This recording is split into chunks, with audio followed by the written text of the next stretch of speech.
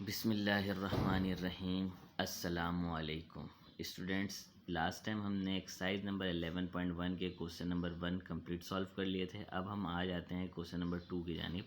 Question number 2 है हमारे पास, a vertical stick 16 metre long cast a 12 metre long shadow, find the angle of elevation of the sun. हमने क्या मालूम करना है यहाँ पर? एंगल ऑफ एलिवेशन मालूम करना है सन का।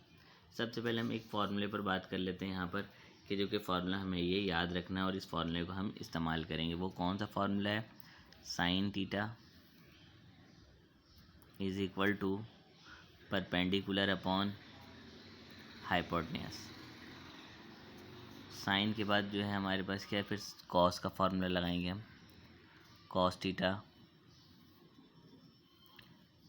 Base upon hypotenuse. उसके बाद हम लगाएंगे टेन का फार्मूला। टेन क्या होगा हमारे पास?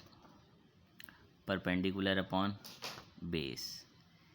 ये फार्मूला हमें याद रखना है और हम हमने अपने गिवन के मुताबिक देखना है कि यहाँ पर हम कौन सा फार्मूला अप्लाई करेंगे।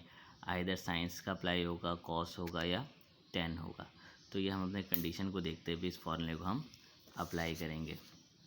अच्छा, यहाँ पर इस फार्मूले को याद रखने का तरीका कार है, हम एक लाइन में एक सेंटेंस याद कर लें। Some people have curly brown hair that produce beauty. Class 9 से ये स्टूडेंट्स ये फार्मूला वैसे पढ़ते हुए आ रहे हैं, तो ये फार्मूला फर्स्ट ईयर के स्टूडेंट्स को याद होगा। Some people have curly brown hair that produce beauty. और दूसरी एक अहम बात, जब हम अपने डाटा बना रहे होंगे तो हमें इस चीज़ का ख्याल रखना, अगर डाटा में हमें हाइपोटेन्यूज गिवन या हाइपोटेन्यूज फाइंड नहीं करना है तो वहाँ पर 100% 10 का ही फार्मूला लगेगा। हाइपोटेन्यूज अगर दिया हुआ होगा आपके पास या हाइपोटेन्यूज फाइंड आउट करना है हमने, तो वहाँ पे हम साइन या कॉस में से फार्मूला लगाएंगे। अगर हाइपोटेन्यूज की कहीं पर बात नहीं हो रही है तो फिर 100% श्योर कि वहाँ पर हमने क्या करना है, बगैर सोचे हुए हमने क्या करना है, 10 का फार्मूला लगा देना है। अब हमने क्या करना है, क्वेश्चन की जानिब हम आते हैं। सवाल क्या कहता है? A vertical stick 16 metre long, यानी एक वर्टिकल स्टिक है हमारे पास जो कि 16 मीटर लॉन्ग है। तो हम डाटा तैयार करते हैं। सबसे पहले हम एक राइट ट्रायंगल बनाते हैं। ये 16 मीटर लॉन्ग जो है हमारे पास, ये क्या है? वर्टिकल स्टिक है, ठीक है। अब कहता है आपके पास long cast of a 12 metre shadow, और हमने मालूम क्या करना है, find the angle of elevation of the sun. Sun के एंगल ऑफ एलिवेशन हमने मालूम करना। तो ये शेडो बन रहा है नीचे, कि यहाँ पर अगर ये सन है, सूरज की रोशनी है, तो जाहिर सी बात है शेडो जो है उसका नीचे की जानिब बनेगा। तो इस जगह पर एक शेडो बन रहा है यहाँ से, जो कि शेडो बन रहा है वो कितने मीटर लॉन्ग है? वो 12 मीटर है, ठीक है। अब हमने एंगल ऑफ एलिवेशन भी मालूम करना है कि यहाँ पर जो सन है इसकी एंगल इस जगह से स्टिक से लेकर के सन तक की जो है शेडो तक जो एंगल ऑफ एलिवेशन बनेगा, वो एंगल ऑफ एलिवेशन कितना होगा, वही हमें फाइंड करना। तो हम ये ट्राइंगल को कंप्लीट कर लेते हैं यहाँ पर, और ये हो गया हमारे पास एंगल। इस एंगल को हमने क्या करना है, यहाँ पर फाइंड का आउट करना है। सबसे पहले हम क्या कर लेते हैं, नाम रख देते हैं। ये हो जाएगा हमारे पास, इस साइड को हमने ए का नाम दिया, इस साइड को हमने बी का नाम दिया, और ये हो गया हमारे पास सी। तो ए के अपोजिट वाले साइड को हम स्मॉल ए कहते हैं, तो ये हो जाएगा स्मॉल ए। बी के अपोजिट वाले साइड को हम स्मॉल बी कहते हैं, तो हो जाएगा स्मॉल बी। अच्छा, सी की कोई यहाँ पर कोई कहानी नहीं है, हाइपोटेन्यूज की कोई बात ही नहीं है, तो इसका मतलब सी हमने फाइंड करना ही नहीं है, तो सी लिखने की यहाँ पर कोई ज़रूरत नहीं है हमें। तो हम बनाते हैं डेटा। सबसे पहले कि हमारे पास क्या गिवन है और क्या फाइंड करना है। तो ये हमने लिखा गिवन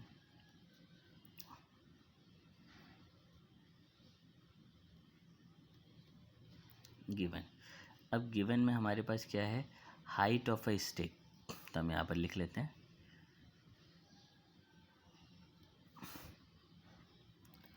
हाइट ऑफ स्टिक। अच्छा, हाइट ऑफ स्टिक है, इसे हम स्मॉल ए से रिप्रेजेंट कर लेते हैं। तो ये स्मॉल ए भी है, और वो कितना मीटर है हमारे पास? 16 मीटर है।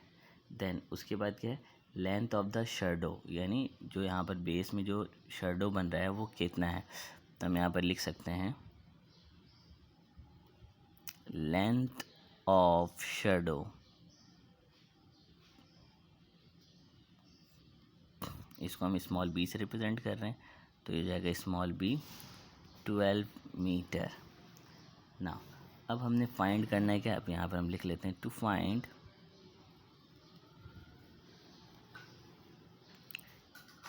ए के साथ जो एंगल जुड़ा हुआ है इसे हम अल्फा का नाम दे देते हैं। अब हमें यहाँ पे फाइंड क्या करना है, angle of elevation,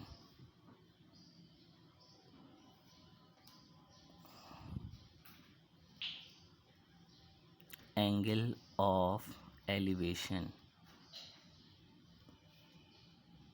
angle of elevation इसे हमने अल्फा कहा। एंगल ऑफ एलिवेशन जो है हमें फाइंड करना है।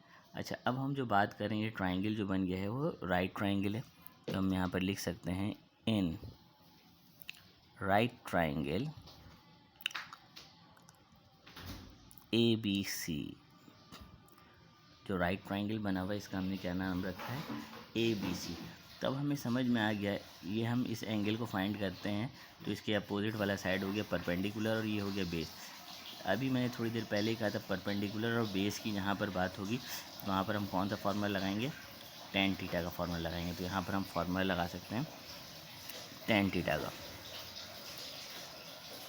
अच्छा, अब हम tan का फार्मूला लगाएंगे यहाँ पर, tan अल्फ़ा क्या है हमारे पास, perpendicular upon base, perpendicular upon base.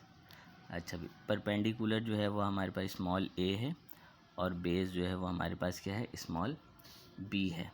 So tan alpha is equal to a है 16 मीटर, b जो है वो हमारे पास 12 मीटर है। 16 को 12 से डिवाइड करवा लेंगे तो ये 4/3 आ जाएगा।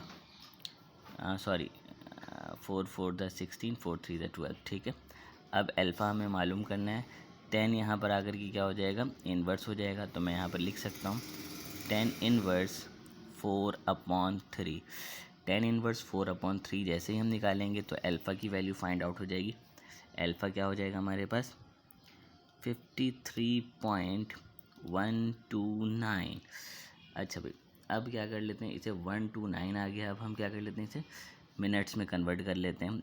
Alpha is equal to 53 degree plus 129 है हमारे पास, तो इसे हम क्या कर लेते हैं, मिनट्स में कन्वर्ट करने के लिए 60 से हम मल्टीप्लाई करवा देते हैं। तो ये हो जाएगा 0.129 मल्टीप्लाई बाई 60 से जैसे ही हम मल्टीप्लाई कर देंगे तो ये आ जाएगा इसका आंसर 53 डिग्री 7 मिनट्स, ये इसका आंसर हो जाएगा।